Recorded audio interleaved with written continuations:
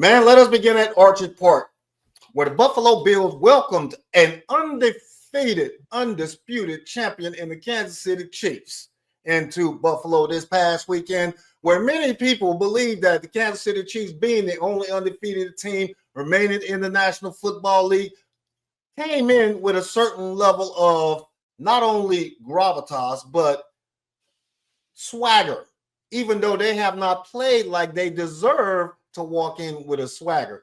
The record speaks for itself. We often say you are what your record says you are, and the Kansas City Chiefs are the two-time defending Super Bowl champions. So, yeah, the expectation were for them to come into Buffalo and to take care of business. Now, on the opposite side of that ball, we had a very hot Buffalo team defending home field. During our discussion Friday night, my man, Brother Griff, you were adamant on something that is proven to be fact 100 times out of 100 times. To be the man, you got to beat the man. And historically speaking, in the playoffs, Josh Allen has not been able to do that.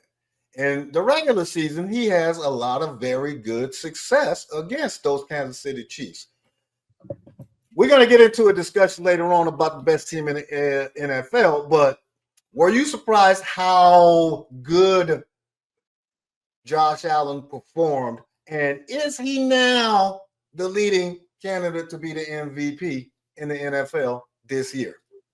I would say I am surprised at how well he performed, but I wouldn't put him at the leading candidate. As we get a little bit ahead of ourselves there.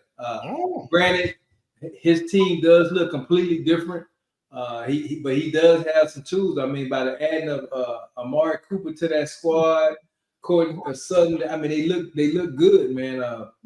He didn't make the mistakes that the GOAT made on the other side. Let's just put it like that. He was able to make this game a game, and like you said, you know, I just knew that the Chiefs, so far nobody beat them. I couldn't go against them, but and I couldn't. And I still say that to this tip. But what was proven was what happens when the defense can't stop the opposing team and the offense can't score. Because that's what's been getting the Chiefs through this whole season is the defense. And this particular game right here, they weren't able to stop that, man. And so, hey, hats off to the Bills Nation.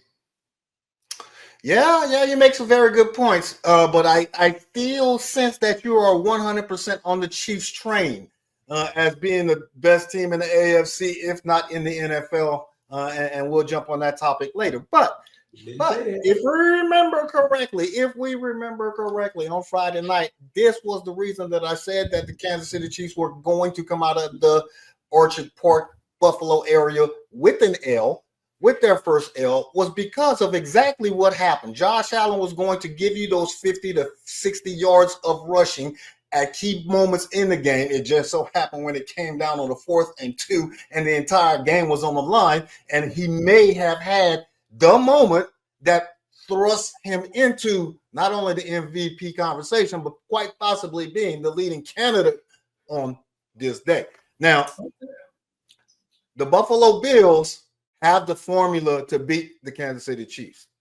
The Buffalo Bills mirror the Kansas City Chiefs and have mirrored the Kansas City Chiefs for the past 5 years. They are very good teams that match up well against each other, that offer the opportunity for each one of those offenses to have success against the opposing team's defense. Regardless of the type of defense that you're running, regardless of where you are ranked in the league at that particular time, the success is there to be had, and it has been had by both teams. It just so happens that Buffalo comes out on the right side, or the W side, during the regular season, and Patrick Mahomes and the Kansas City Chiefs come out on the W side in the playoffs when it really counts, because Patrick is that separator.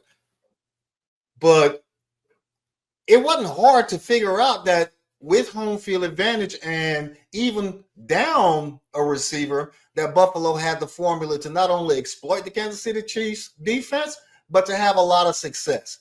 Because Kansas City cannot stop Josh Allen when he is a runner. He is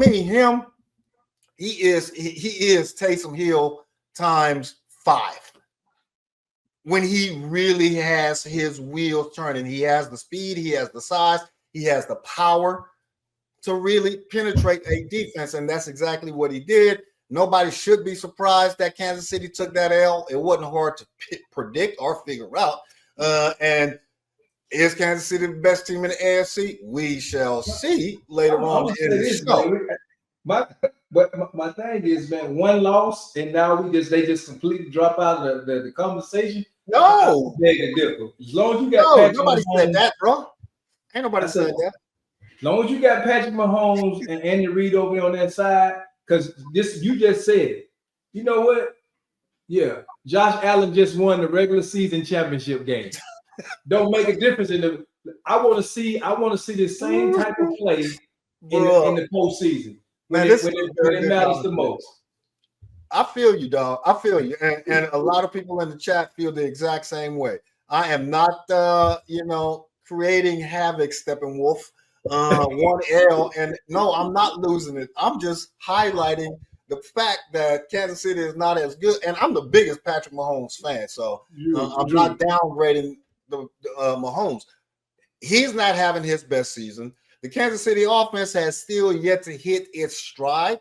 It will in the second half of the season with the return of Pachenko, and if Pachenko and Hunt is healthy, and those receivers on the outside with D-Hop, Worthy getting better with each game, the offense will eventually find itself, and they will, as the saying goes, hit their stride as they're going into the playoffs. All I'm telling you is on this night, no, Kansas City did not fall off the map, but they're not the best team in the AFC. I'm going to tell you that right now.